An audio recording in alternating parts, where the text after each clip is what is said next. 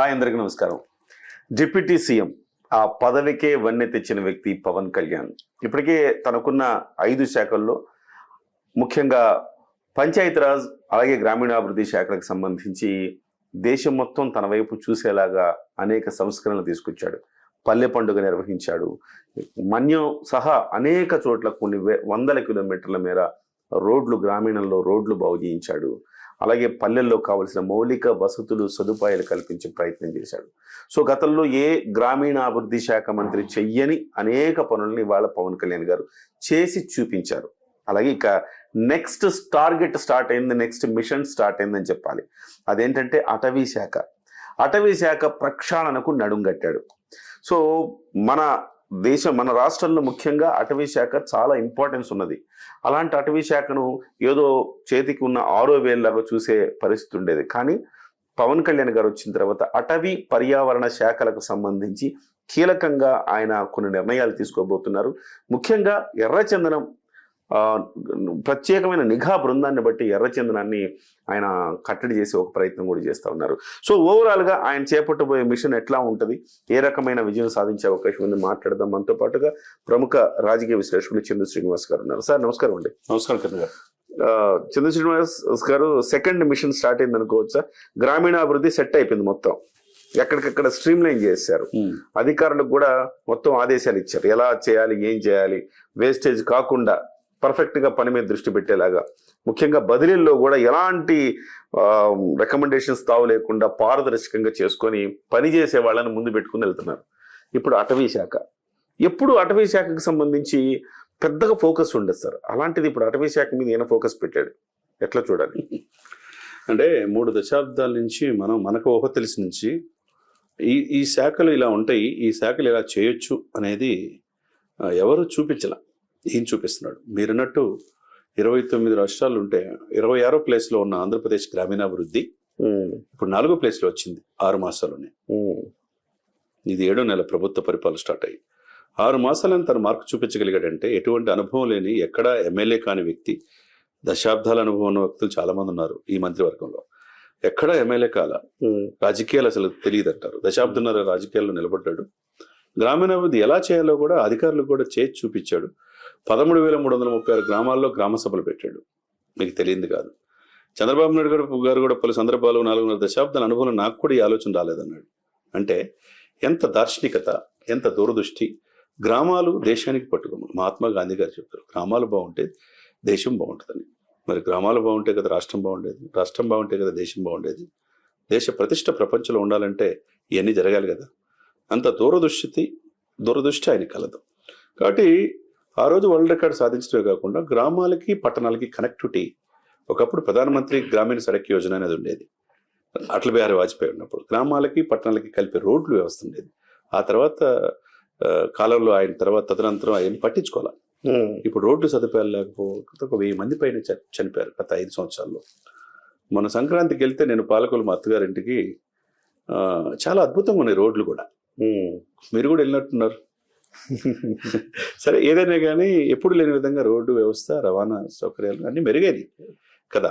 ఆ point of view నేనేమంటానంటే కిరణ్ గారు, గ్రామీణాభివృద్ధికి గ్రామాలకు అనేది తెచ్చాడు. పంచాయతీలకి కొత్త శోభని తీసుకొచ్చాడు. 25,000 రూపాయలు, అదే ఎంత, 100 రూపాయలు, 150 రూపాయలు, 250, 10,000 25,000 చేశాడు. 10,000 25,000 చేశాడు.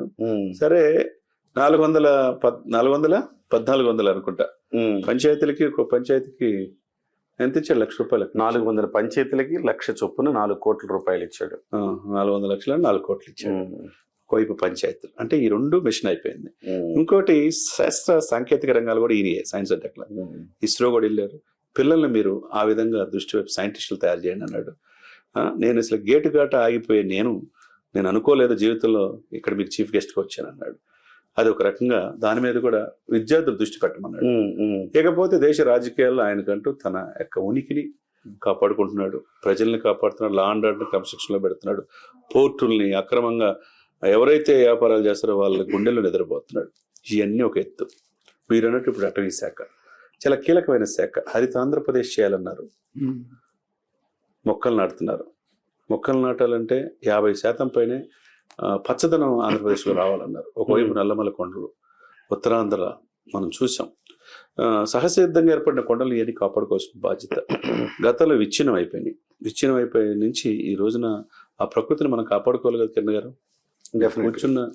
మీరు కూర్చున్న కుర్చీ, సోఫా కావచ్చు, పడుకునే బెడ్ కావచ్చు, చనిపోయినప్పుడు 6x4 ఆ కట్టిలే ఏం మిగలవు. అంతే కదండి. చెట్టు చిరంజీవి అయితే భవిత బంగారమే. చెట్టు బతికితే మనకు మంచి ఇది ఇస్తుంది. కాబట్టి ఆ పర్యావరణం కాపాడుకోకపోతే మన బెంగళూరులో ఏమైంది తెలుసు కదా. నగరీకరణ పేరుతో 100 సంవత్సరాలు 150 సంవత్సరాలు వృక్షాలను కూడా తీసేస్తే ఏమైంది, నీరు కూడా దొరకల. అవును, మరి కొన్ని రాష్ట్రాలు చూసాం. సరే, ఈయన అదృష్టవశాత్తు మొక్కలంటే ఇష్టం, పర్యావరణ ప్రేమికుడు, ఆవులు పెంచుతాడు కాబట్టి ఈయన ఆ శాఖ ఇవ్వటం యాదృచ్ఛికమైనదిగా ఆ శాఖకే వాడిని తీసుకొచ్చాడు. ఎప్పుడు 5 సంవత్సరాలు ఎక్కడ రెడ్ శాండిల్స్ పట్టుబడలా, ఇప్పుడు 9 చోట్ల డంపింగ్ పట్టుకున్నారు, మనం చూసాం. ఇప్పుడు సుబ్బరాయుడు లాంటి వాళ్ళని మనం అక్కడి నుంచి చిత్తూరు నుంచి మార్చారనుకున్నాం. ఈ రెడ్ శాండిల్ బాధ్యత తప్పు చెప్పారు. అక్కడ అడవులను సంరక్షించడానికి, ఈ పుష్పరాజులను వేరేయటానికి తనే అటవీ సంరక్షకుడుగా, తనే భీముల నాయకులాగా అంటూ అవుతున్నాడు. దీన్ని ఏమనుకోవాలా? అంతే కదా సార్. అంతే. అన్ని శాఖలకి మిగతా శాఖల వాళ్ళు కూడా ఇతను చూసి స్ఫూర్తి పొందాలా. ఖచ్చితంగా అంతే కదా సార్ ఇక్కడ. కాబట్టి అడవులు కాపాడుకోవాల్సిన బాధ్యత బేసిక్ మన జనరేషన్. నెక్స్ట్ మనం ఏమిస్తాం, మన పిల్లలకి అనేది చూసుకోవాలా. కాబట్టి ఈ శాఖ కూడా వాళ్ళకి కూడా ఆయుధాలు లేక కొంతమంది స్మగ్లర్ చేతిలో చనిపోతున్నారు. వాళ్ళకు కూడా ఆయుధాలు కల్పిస్తున్నారు. 2 సఫిషియెంట్ సిబ్బంది కొరత ఉంది. సీఎం గారు ఆల్రెడీ స్విట్జర్లాండ్ నుంచి రాత్రి దిగారు. నిర్మలా సీతారామన్తో సమావేశం అయిపోయి రేపు మంగళగిరిలో అడుగు పెడతారు. ఆయన వచ్చిన తర్వాత ఈ అడవులకు కావాల్సిన సిబ్బంది ఎలకేట్ చేయటం, వాళ్ళకి ఆయుధాలు ఇవ్వటం, ఈ ప్రకృతిని కాపాడటం. ఎక్కడ లేని విధంగా శేషాచలకొండలో మనకి తెలుసు రెడ్ శాండిల్స్ ఉన్నాయి. మరి దశాబ్దాల తరబడి 100 కోట్లు 1000 కోట్లు సంపాదిస్తున్నారు. అది కాపాడాల్సిన బాధ్యత ఉంది కదా. ఖచ్చితంగా. కాబట్టి ఇవన్నీ కూడా కాపాడి ప్రకృతితో పాటు టూరిజం డెవలప్ చేసే అధికారం ఈ చేతిలో ఉంది. కాబట్టి డెఫినెట్గా ఈ శాఖలకు కూడా, ఈ అడవిని కూడా అటవీ శాఖ మంత్రిగా వన్నీ తీసుకొస్తాడని 100% అందరూ కూడా నమ్ముతున్నారు అనమాట.